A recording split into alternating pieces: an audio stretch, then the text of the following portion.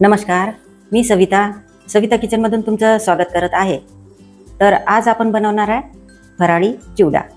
तर चला न वेळ घालवता रेसिपीला सुरुवात करूया। फराळी चिवडा बनवण्यासाठी लागणारे साहित्य बघूया। साहित्यामध्ये आहे फराळी, ही आहे पापडी, हा साबुदाणा, नायलॉन साबुदाणा, हे बटाटा काप आहेत लहान लहान आपण खिसून घेतलेले आहेत, काजू, हिरवी मिरची आणि सर्वच साहित्यासोबत आपल्याला लागणार आहे मीठ, आणि ते आपल्याला मीठ घ्यायचं आहे उपवासाचं मीठ। तर चला आता आपण रेसिपीला सुरुवात करूया। आणि सर्वात आधी आपण आता या पापडीला तळून घ्यायचं आहे। तर हे बघा, आपण गॅस सुरू केलेला आहे आणि तेल सुद्धा गरम करायला ठेवलेलं आहे। तर आपण गरम झालं की नाही ते आपल्याला बघायचं आहे। तर एकच पापडी आपण टाकून बघूया। हां, छान झालेले आहे।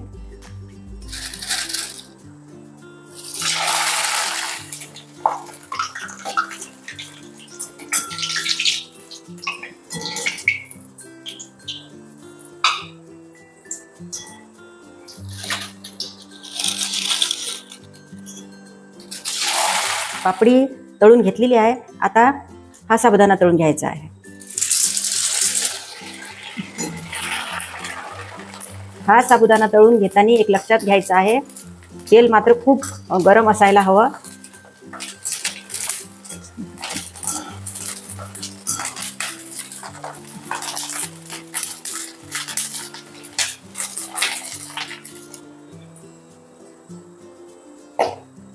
सर्व तेल झारून घ्यायचं आहे आणि नंतरच काढायचं आहे। तर हे बघा, हे काजू सुद्धा आपल्याला फ्राय करून घ्यायचे आहे।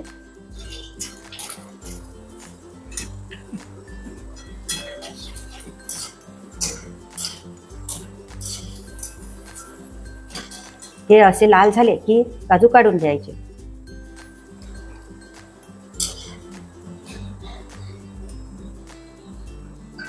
तर हे बघा, मी इथे शेंगदाण्याचा वापर केलेला नाही, तुम्ही शेंगदाण्याचा वापर करू शकता। मी शेंगदाणे घातले नाही यामध्ये, म्हणून काजू याच्यातले चिवड्यामध्ये घातलेले आहेत। आता बघा, हे जे आपण बटाटे बारीक केलेले आहेत, चिप्स याचे तयार केलेले आहेत, ते आपल्याला आता तळून घ्यायचे आहे। आणि हे ओलेच आहे, तर जरा जास्त याला तळून घ्यायचं आहे। तर हे बघा, हे जे आपण किसलेला बटाटा आहे हा छान असा कुरकुरीत झालेला आहे। तसा लाल होईपर्यंत आपल्याला तळून घ्यायचा आहे।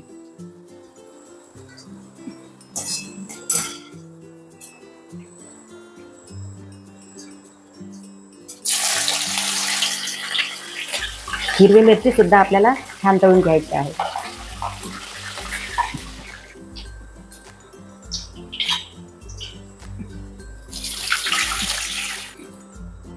तर हे बघा, हे आहे थोडासा कढीपत्ता, मी तळून घेतलेला आहे आणि या चिवड्यामध्ये सोडलेला आहे।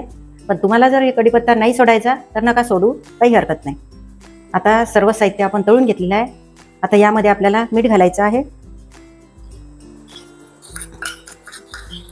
आणि ते उपवासाचं मीठ, शेंदी मीठ, आणि ते आपल्या चवीनुसार।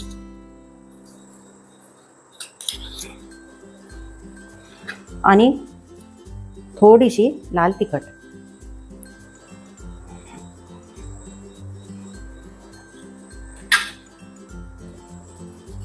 आता हे आपल्याला सर्व मिक्स करून घ्यायचं आहे।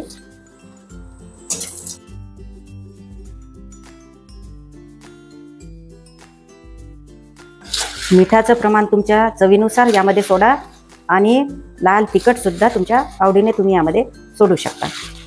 तर हा झाला नवरात्री स्पेशल फराळी चिवडा। असा हाताने तुम्ही खालीवर करू शकता।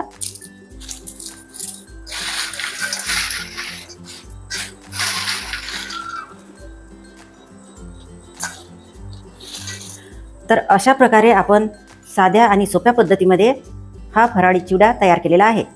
तर तुम्ही सुद्धा येणाऱ्या नवरात्रीमध्ये या अशा सोप्या पद्धतीमध्ये चिवडा तयार करून बघा आणि खाऊन बघा। तर तुम्हाला ही रेसिपी कशी वाटली आम्हाला कमेंटमध्ये सांगायला अजिबात विसरू नका. नक्की सांगा आणि आपल्या व्हिडिओला रेसिपीला लाईक करा, शेअर करा आणि आपल्या चॅनलला सबस्क्राईब करा. सबस्क्राईब करायला अजिबात विसरू नका. धन्यवाद.